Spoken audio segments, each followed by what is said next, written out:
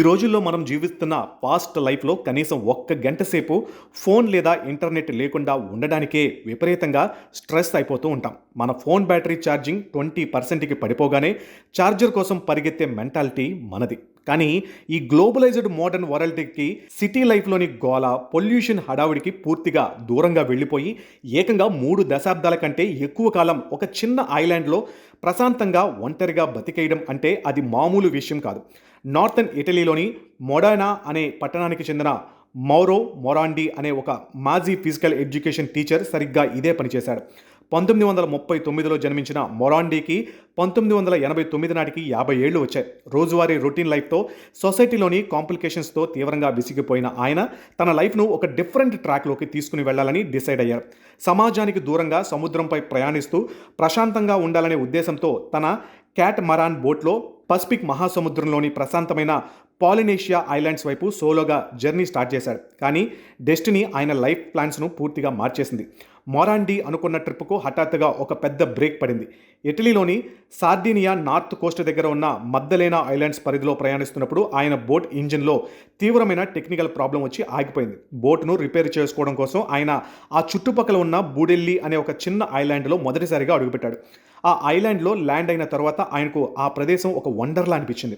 ఆ టైంలో ఆ ద్వీపం దాదాపుగా ఖాళీగా కంప్లీట్ జనసంచారం లేకుండా ఉంది. అంతేకాదు ఆ ఐలాండ్ను పర్యవేక్షిస్తున్న ఒకే ఒక్క అఫీషియల్ కేర్ టేకర్ కూడా కొన్ని రోజుల్లో రిటైర్ అవ్వడానికి రెడీగా ఉన్నాడని మొరాండి తెలుసుకున్నాడు. ఆ క్షణంలో ఆయన మైండ్లో ఒక క్రేజీ ఆలోచన వచ్చింది. పాలినేషియా వరకు వెళ్లాల్సిన అవసరం లేదని, తను వెతుకుతున్న ప్రశాంతత ఇక్కడే ఉందనే ఫీలింగ్ ఆయనకు కలిగింది. ఇంకేం మాత్రం ఆలోచించకుండా తను వచ్చిన బోటును అక్కడికక్కడ అమ్మేసి ఆ ఐలాండ్ అఫీషియల్ కేర్ టేకర్ ఉద్యోగాన్ని తనే స్వయంగా స్వీకరించాడు. మొరాండి కేర్ టేకర్గా చేరిన ఈ బుడెల్లి ఐలాండ్ అనేది మద్దలేనా ద్వీప సమూహంలో ఉన్న 7 ఐలాండ్స్లో ఒకటి.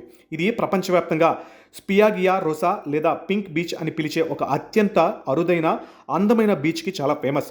అక్కడ ఇసుక సహజంగానే పింక్ కలర్లో ఉండడానికి ఒక ఇంట్రెస్టింగ్ అండ్ సైంటిఫిక్ రీజన్ ఉంది.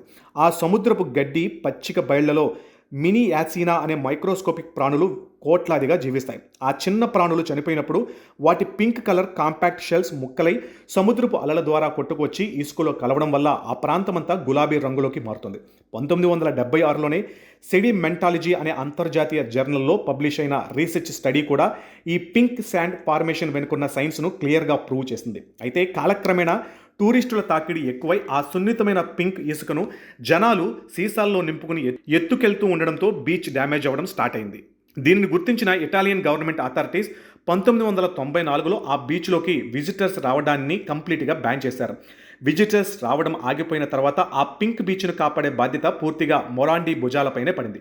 సెకండ్ వరల్డ్ వార్ సమయంలో సైనికులు నిర్మించి వదిలివేసిన ఒక చిన్న కాంక్రీట్ షెల్టర్ను ఆయన తన ఇల్లుగా మార్చుకున్నాడు. బీచ్ పరిసరాలలో ఉన్న చెత్తను క్రమం తప్పకుండా శుభ్రం చేయడం, కాలినడక బాటలను క్లియర్ చేయడం, వేసవిలో సైనిక రక్షణను దాటుకుని దొంగతనంగా వచ్చే పర్యాటకులకు ఆ ప్రకృతి ప్రాముఖ్యతను వివరించి ఇసుకను తాకకుండా ఆపడం ఆయన డైలీ డ్యూటీగా మారింది. ఆయనకు మెరైన్ బయోలాజీలో ఎలాంటి అఫీషియల్ డిగ్రీలు లేవు. కానీ ఆ పింక్ బీచ్పై ఉన్న అపారమైన ప్రేమతో ఏకంగా 3 దశాబ్దాల పాటు అంటే 32 సంవత్సరాలు ఆ ద్వీపాన్ని కంటికి రెప్పలా పహారా కాశాడు. ఈ 30 ఏళ్లకు పైగా సాగిన ఒంటరి ప్రయాణంలో మొరాండి ఎన్నో రోజులు, ముఖ్యంగా తీవ్రమైన వింటర్ సీజన్స్లో కనీసం ఒక్క మనిషి ముఖం కూడా చూడకుండా కంప్లీట్ ఐసోలేషన్లో గడిపాడు. ఒక్కోసారి వరుసగా 20 రోజుల పాటు ఆ ఐలాండ్లో ఆయన తప్ప వేరే మనిషి ఉండేవాడు కాదు. బయట ప్రపంచంతో ఎలాంటి కాంటాక్ట్ లేకుండా పుస్తకాలు చదవడం, ఎండిపోయిన జునీపెర్ చెట్ల కలపతో చిన్న చిన్న ఆర్ట్ స్ట్రక్చర్లను చెక్కడం, రోజుల్లో సముద్రం రంగులు మారడాన్ని గమనిస్తూ గడపడం ఆయన రొటీన్ హాబీలుగా మారాయి. మనలాంటి నగరవాసులకు ఈ లైఫ్ చూడడానికి చాలా లోన్లీగా, కష్టంగా అనిపించవచ్చు. కానీ సైకాలజిస్టులు రీసెర్చ్ ప్రకారం ఒక మనిషి సొంత ఇష్టంతో ఎంచుకునే సెలెక్టివ్ సోలిట్యూడ్ అనేది మైండ్లోని ఎమోషనల్ ప్రెజర్ను తగ్గించి నెగిటివ్ ఆలోచనలను అదుపు చేసి డిప్రెషన్ రాకుండా కాపాడుతుంది. అందుకే 32 ఏళ్ల పాటు ఒంటరిగా ఉన్న మొరాండి తనకు తాను చాలా పీస్ఫుల్గా, సాటిస్ఫైడ్గా ఉన్నానని గర్వంగా చెప్పుకునేవాడు. కానీ ఈ పీస్ఫుల్ వాతావరణం ఎల్లకాలం అలానే సాగలేదు.